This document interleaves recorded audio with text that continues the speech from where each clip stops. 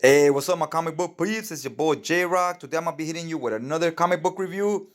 Today we're gonna be, if you follow my channel, you know I did a part one to the All New Guardians of the Galaxy by Gerry Duggan, the Omnibus. I read along with you guys the first half of the book. We talked about it a little bit in the comic thoughts at the end. I showed the physical quality of the book, the dust jacket, and so forth. For those of you that are interested in that stuff, I'll leave a link right here at the end of the video. Go ahead and go back to that video. Also, if you want to see the first part of the story. Now today, we're gonna do the second part of the story. We left off on issue 8. It was issue 8 issues and the free comic book issue, so it was technically 9 issues. Now we're gonna do the second half, meaning the next 9 issues. The numbering here gets a little crazy though. One thing you need to know is we had a lot of different artists on this. We have this guy Aaron Cutter, which I really enjoyed the art. We'll get to it in a minute. And then we have this, it's always one issue with his art, one issue with someone else. One issue with his art, one issue with someone else. That seems to be the theme here. So he does the art for the main storyline. And then we always have a different artist for a different story for each character. Each character has their one shot type of thing, right? Now on their stories, it's about each character and kind of what they're dealing with at the same time. Each character is dealing with something and also with the main story arc. So you have like a lot of different stories going on at once. Judging from the cover and the first page, you immediately know this is gonna be a story about Rocket and Groot, what they've been up to when they're on their own without the team. I could tell you right away, this art, I'm not a fan of it. Look at Groot. He doesn't even look like a tree to me. He looks like some type of rock soldier that looks like a hockey mask he's wearing and like a armor, right? So not a fan. Rocket looks eh. But look at Groot here compared to how he looks over here. Completely different. Not digging it. So you got a Rocket right here being a little player right here. He's right here. These two girls are into little shorties. They're into little short guys, and he's just checking them out, talking about how he loves to see them leave, for obvious reasons. And as this happening, this guy shows up looking like the Grim Reaper and shit. So obviously he's trying to bring death, right? He's chasing after the Guardians. At this moment, we don't know why. We're like, what's up with this guy? What's his deal? So turns out, yeah, they're fighting them against some okay pages, but like I said, I don't like the way the storytelling here is good, but the art itself I'm not into. As they're fighting, this guy did something to Groot. Look at how his feet, since he's a tree, his roots are rooted to the ground. So now he can't run, and Rocket's running for his life. Groot can't. So Groot touches the ship right here. See, he's scraping on it. Something happens there. He's scraping on the ship and he's saying goodbye to Rocket. Rocket realizes he can't escape. He's rooted to the ground. So he's seen them and bam, this guy, he looks like smashing pumpkins, right? Like he just smashed some pumpkins there. Look at that. Fucked up moment right here for Rocket. He's mourning the loss of his friend. This shit just went down. He just saw his friend, get killed in front of him at this moment, right? Because they got into it with some guy and they don't even know who the hell he is. So now we get revealed who this other character is. We show his face and we're like, oh shit, it's the Gardener. Now the Gardener is this guy that's this powerful cosmic being.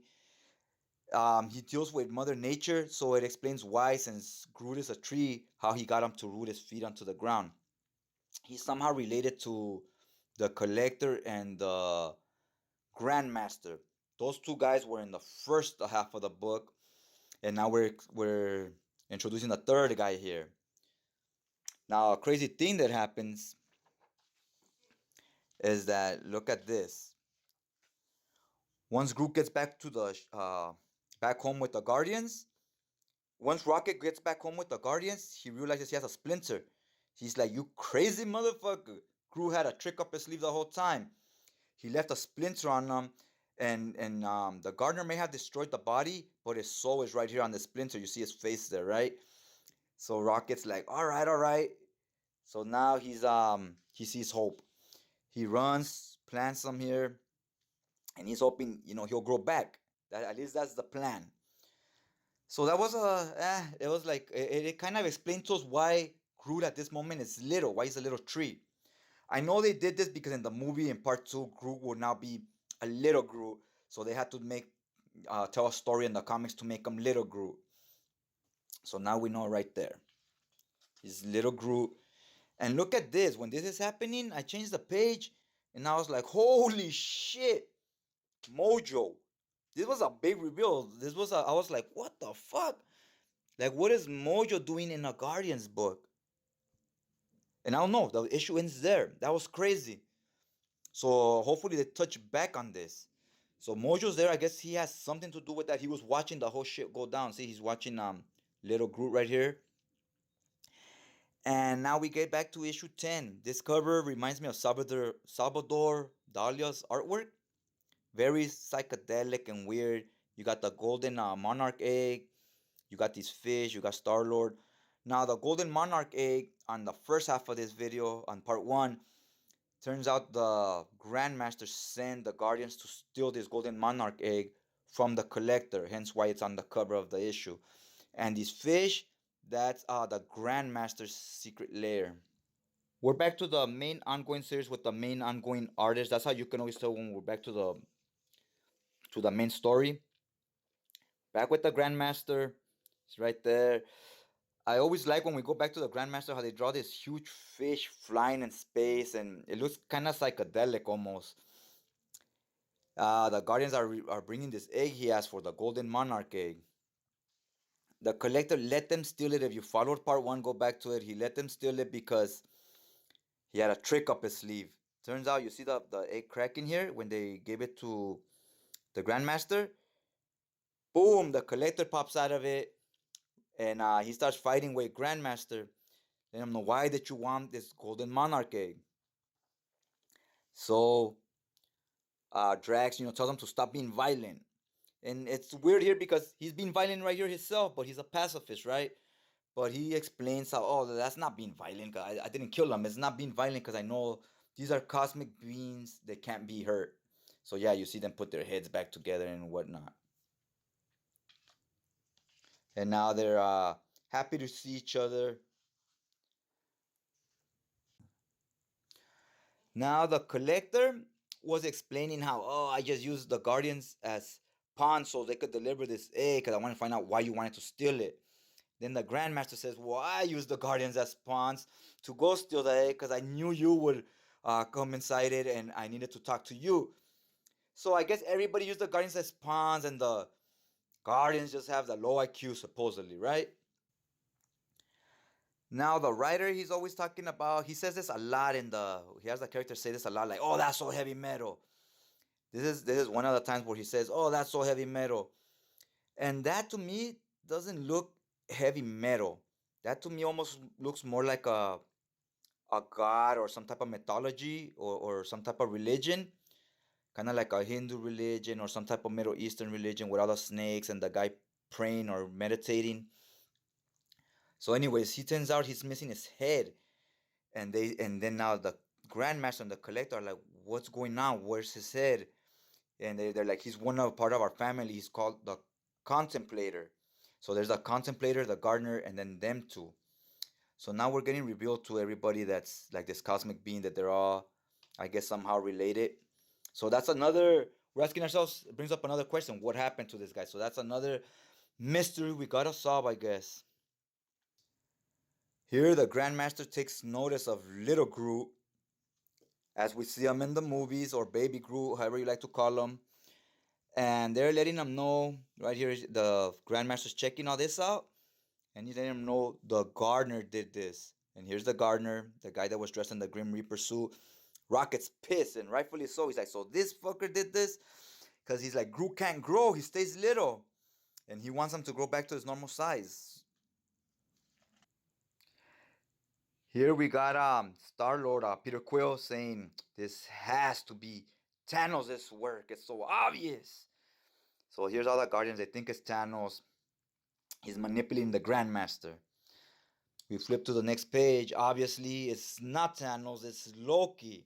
So we're like, holy shit, why is Loki manipulating the gardener? Loki always got a trick up his sleeve. He's a very shady character. We never know what he's up to, if he's helping the good guys or the bad guys, because he isn't really good or bad. He's always just to what's convenient for him. Okay, so we jump into issue 11. Here, obviously, it's a different artist. So this is not gonna be part of the main story arc. It's not the main artist. So it's gonna be a Nova related story. So Nova, and this is one of the Raptors, the Darkhawk people. The art here looks kind of like realistic. He's doing the whole captain's log thing over here. He's checking out this planet. He's with the Nova Corps, and as he's checking out this information on this planet, the Raptors show up and they got him, right?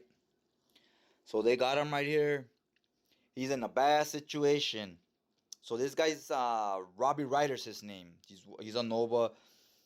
They put this helmet on his head over here, and they do some type of brainwashing to convince him that, you know what, leave the Nova Corps, roll with us with the Raptors. We know what's better. The Nova Corps, they're garbage, right? Got that helmet on him, and they constantly keep playing with his mind. Until when he wakes up, they completely remove the helmet. He's seen everything all like blurry right there, and he's coming back into consciousness. And look at him. He's obviously in some type of aggravating mental pain right here.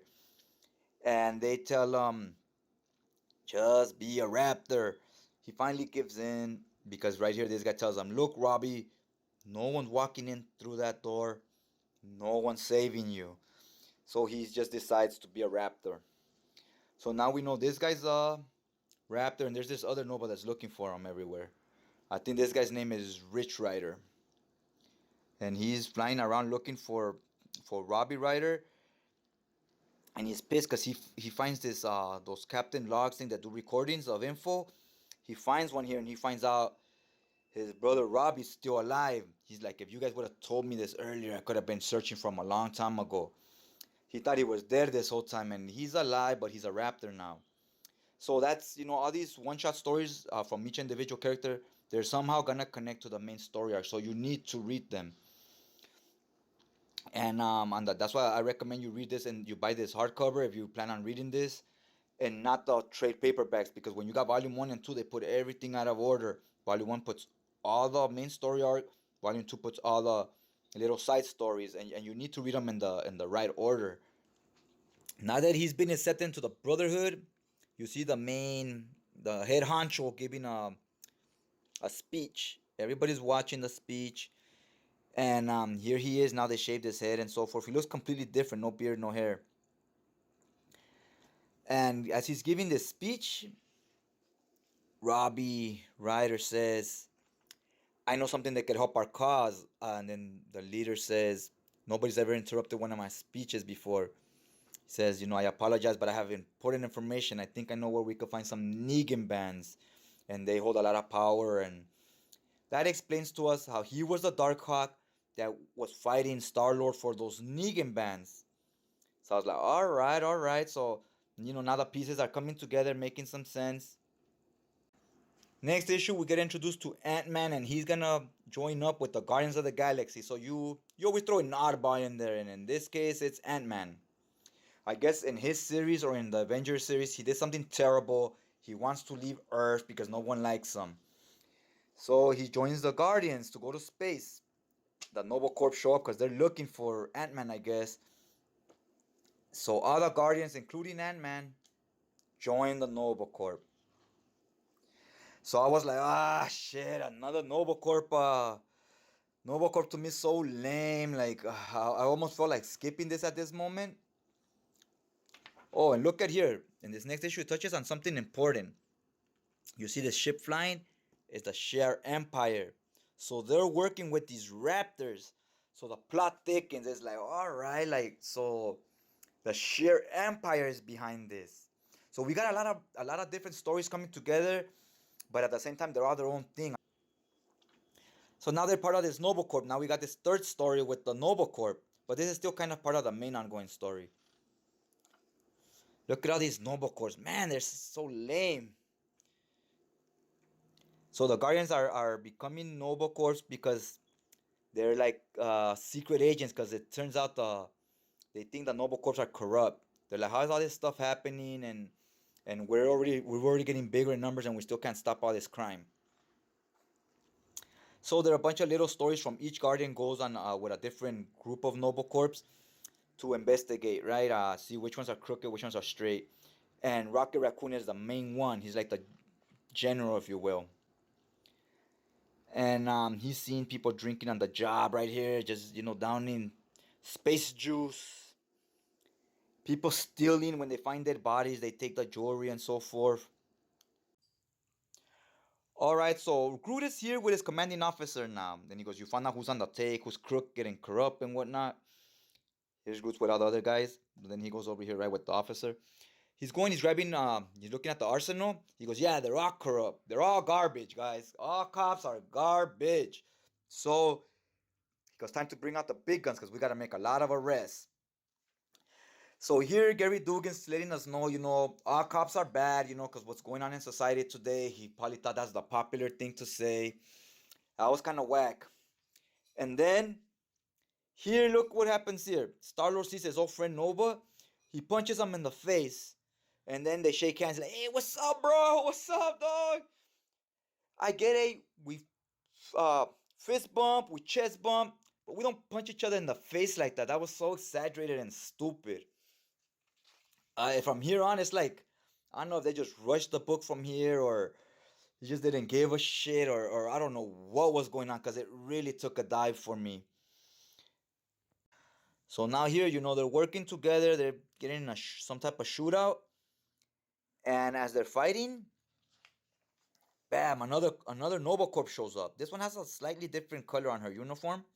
Comes to save the day, right? Help the. At first, she comes to fight them because she thinks they're the bad guys because she knows all the Noble Corps is corrupt. I guess they're all corrupt. She was the only good one, and the only good one was some pregnant lady, right? Because when you're pregnant, you don't take time off. You stay on the job. They shouldn't make you take vacation just because you're pregnant, right? Just because you're a woman or whatever.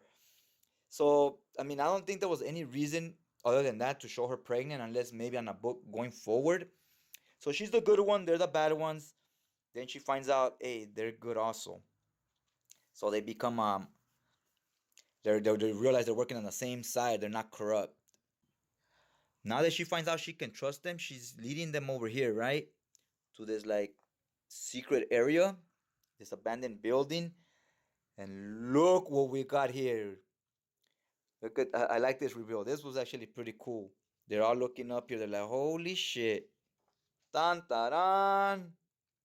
It's an infinity stone. It's like, what the fuck? I didn't know infinity stones were this big. Look at them and look at the infinity stone just so we could get an idea in size. So she's hiding it. How the fuck you gonna hide something that big? I had no idea. But they had it in this abandoned warehouse. So now we get to the next issue. Look at the numbering too. 148. Like, what's up with that shit? They just if you were buying this in singles and not at the time they came out, you'd be so confused going from issue 12 to like issue 140 something, right? That made no sense to me. So now we get back to the Crooked Noble Corps here. They're arresting all of them. See, they're arresting all of them here. And Rocket Raccoon gets a promotion because he was so great at capturing all these crooked Noble Corps.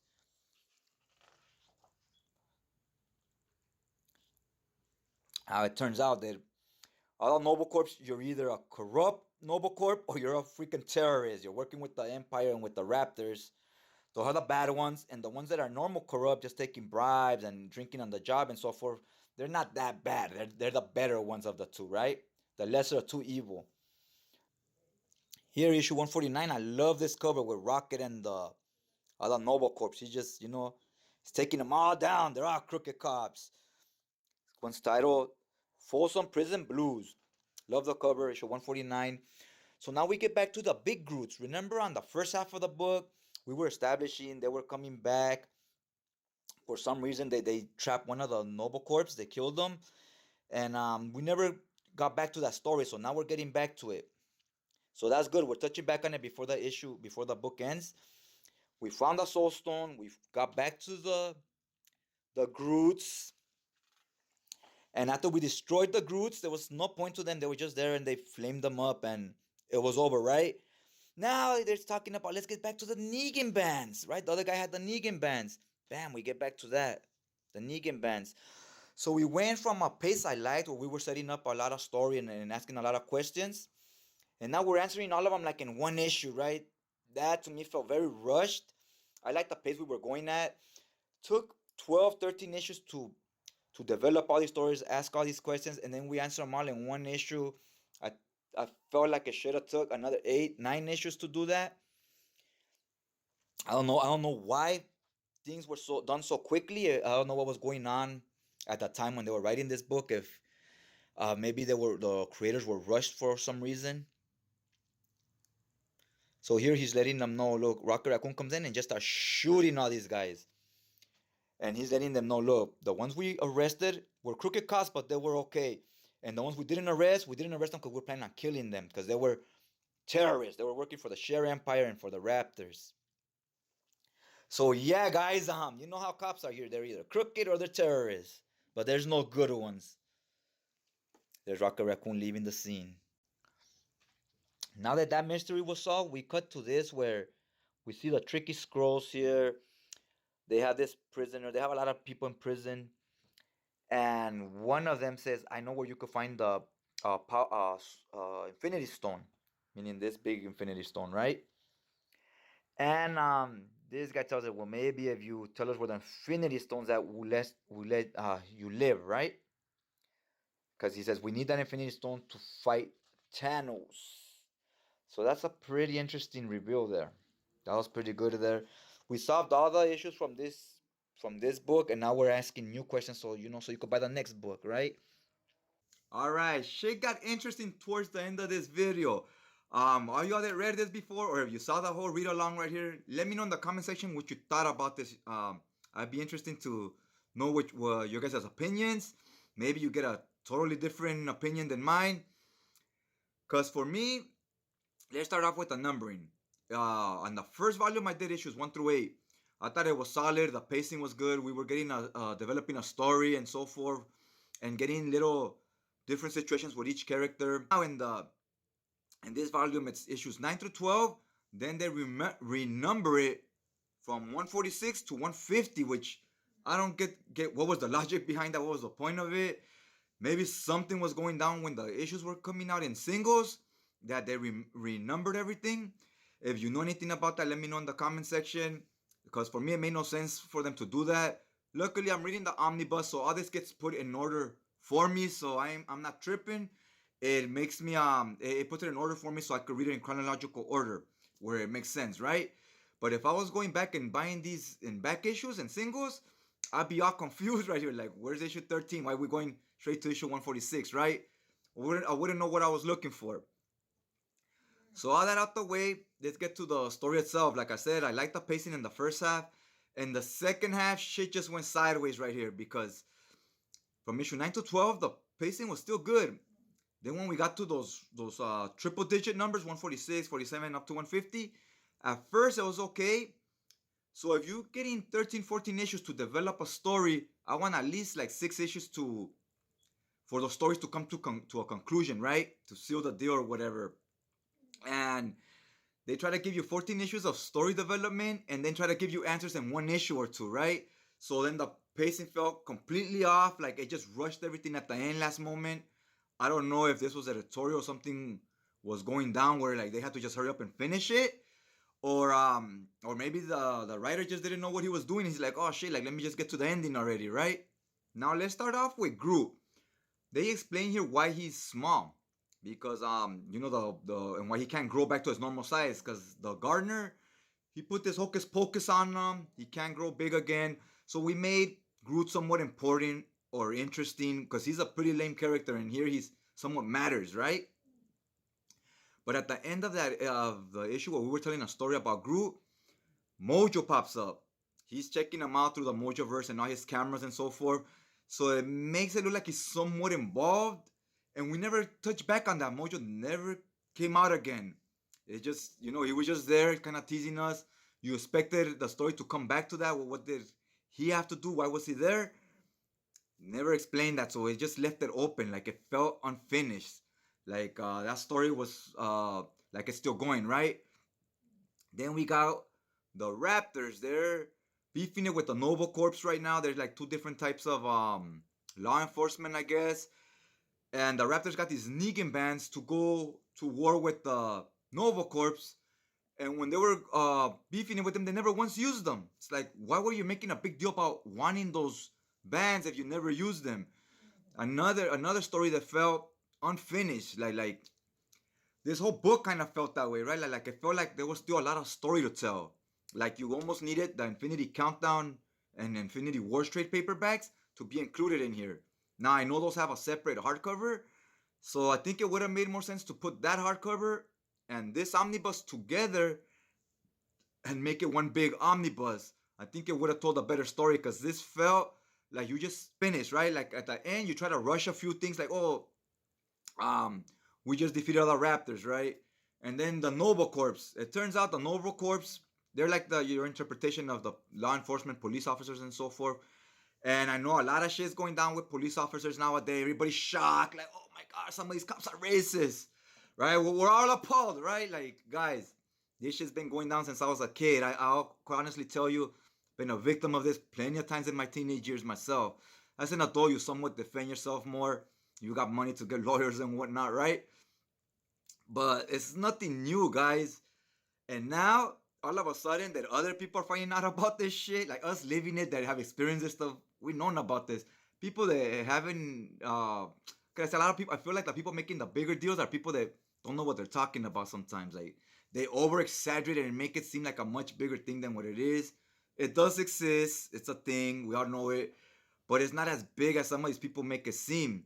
And then most of the people that make it seem that way, I feel like most of them, you know, they never experience it, they don't live it, they just watch it on TV and they're, oh my god, is the world really like that? So anyways, like, let me get to my point about this. The Noble Corps, this was a chance for the writer, Gerry Duggan, to kind of fix some of these stereotypes or situations going on in the world today and bring some common sense and logic into the story, right? So he has the Guardians of the Galaxy work like undercover as Noble Corps, as police officers, and they're blending in with the rest of the cops to kind of see which ones are the crooked cops, which ones are not. Groot says, so this is Gerry Duggan's words, right? It's not really Groot, he don't really exist. These are the writer's words. That all the cops are crooked. All of them. And all of them, all of the Noble Corps are all men. There's no women here, right? So at least that's what he let us think at first. We're like, okay, so it's all pure men and all men are assholes, right? They're all racist, they're all idiots. And they're all corrupt.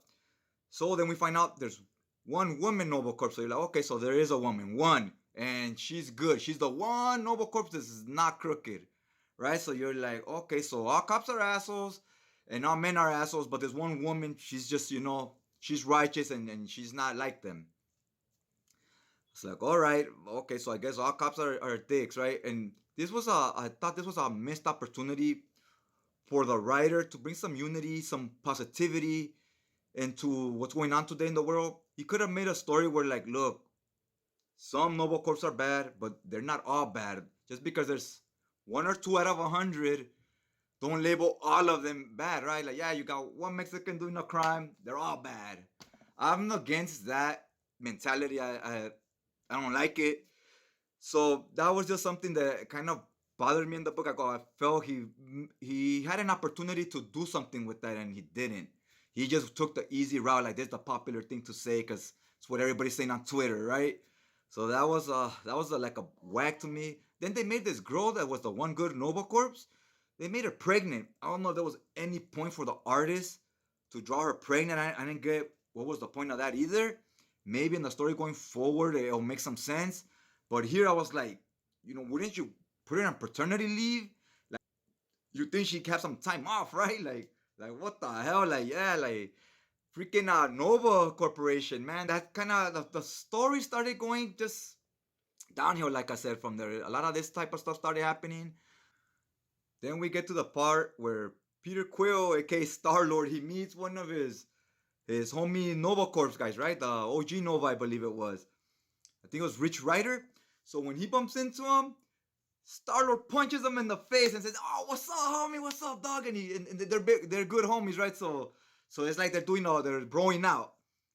Guys don't act that way. Come on, Gerry Duggan. What's up with that? Like, Yes, we see each other, we fist bump. Oh, what's up, dog? What's up? Chest bump, whatever, right?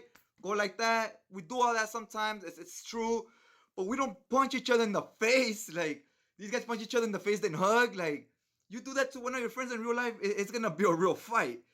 Like that's what that's gonna lead to. I don't know what he was thinking here. Like, does he really think that this is how men act? Like I don't know. This it was annoying to me. A lot of this stuff in the second book, it's like it didn't even feel like the same writer, man. It felt like somebody else. I don't know why he just it just totally changed. Yeah, let's get to the ending of the book. The ending ends up with the scrolls. They show up. The scrolls are always trippy. They're kind of tricky bastards because they can shapeshift. They always make great entrances to me. The other times I've read of scroll stories, they always make a great entrance when you're like, oh shit, they're involved. So they're here and they're after the Infinity Stone. So they're after the Infinity Stone because they're talking about they're trying to go to war with Thanos and they need to have some type of leverage or a fighting chance, if you will, right? So the ending was pretty interesting. And luckily, what I feel here is that there's still a lot of story to tell. I feel like a lot of this stuff felt unfinished. So that's the good thing. It's unfinished. Maybe we'll in the next book, this stuff will get fixed and I won't get the feeling I got at the ending of this book. Cause I felt like I was like, what the hell did I just read? Or why did I buy this book, right? So to me, this feels like it's a book that you kind of have to buy the all new Guardians of the Galaxy Omnibus and the Infinity Wars hardcover. You kind of need both because if you just buy this one, don't even bother if that's all you're gonna read. You gotta be ready to commit to both because this leaves so many things unanswered, and the last few issues are so bad you're gonna be regretting your purchase. All right, guys. That's all I got for you guys today. That's about the end of this review. I'd like to thank you guys for taking some time out of your day to watch this video, hear me bitch about this comic a little, and other than that, just hit the like button on your way out, and I'll check you guys out next time.